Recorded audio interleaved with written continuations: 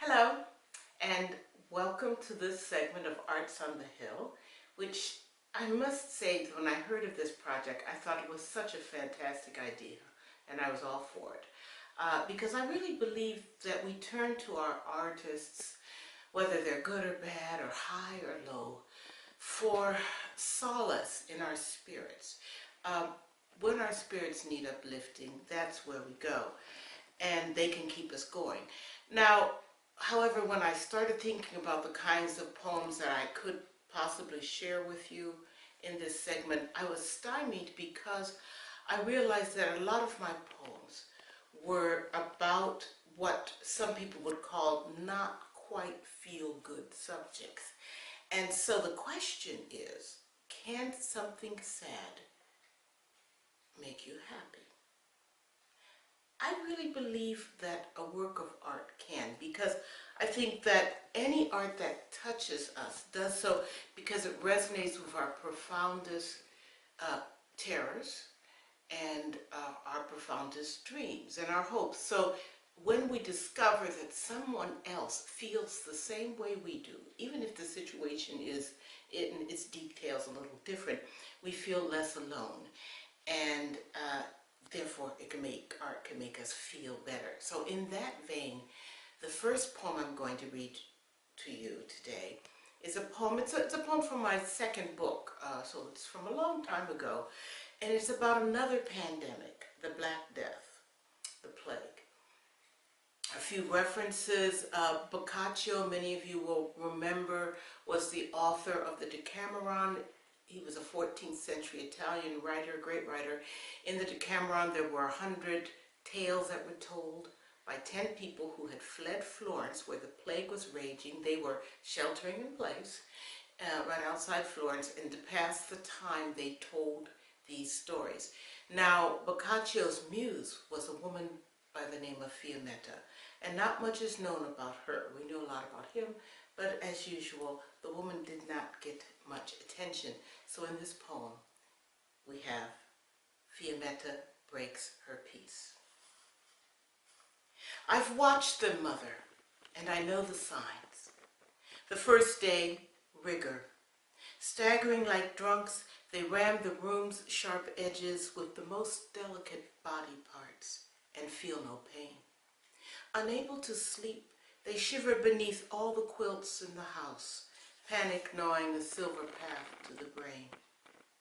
Day 2 is fever, the bright stream clogged, eyes rodent red. No one weeps anymore, just waits, for appear they must, in the armpits, at the groin, hard blackened apples. Then at least there is certainty, an odd kind of relief. A cross comes on the door. A few worthy citizens gather possessions around them and spend time with fine foods, wine, and music behind closed drapes. Having left the world already, they are surprised when the world finds them again. Still others carouse from tavern to tavern, doing exactly as they please. And to think he wanted me beautiful, to be his fresh air and my breast's two soft, spiced promises. Stand still, he said once, and let me admire you. All is infection, mother, and avarice, and self-pity, and fear. We shall sit quietly in this room, and I think we'll be spared.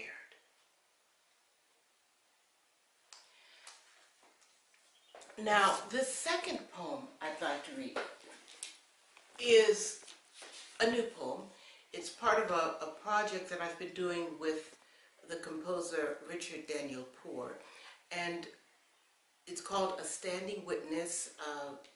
The entire thing, which is sung by a marvelous mezzo-soprano, was supposed to premiere this fall at the Kennedy Center in Tanglewood, and then at the Kennedy Center. We'll see how that all plays out. But the poems themselves address the last 50 years of our history on this planet.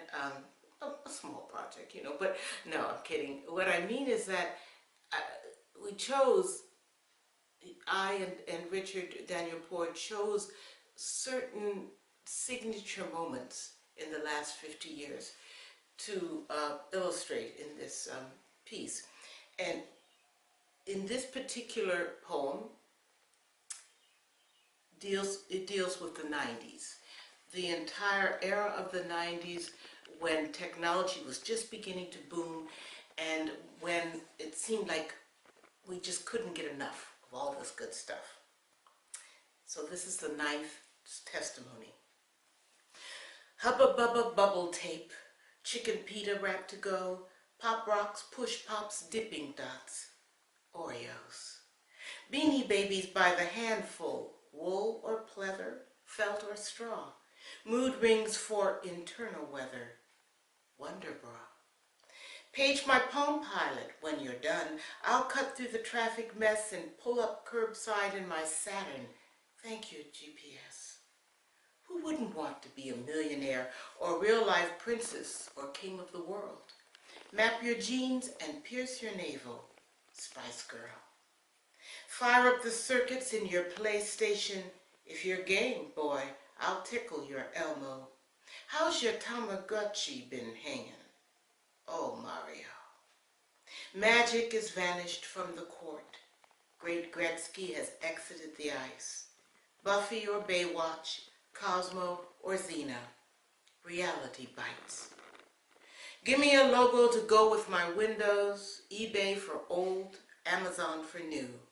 A Hubble, a Canon, an Apple a day, and we all shout Yahoo!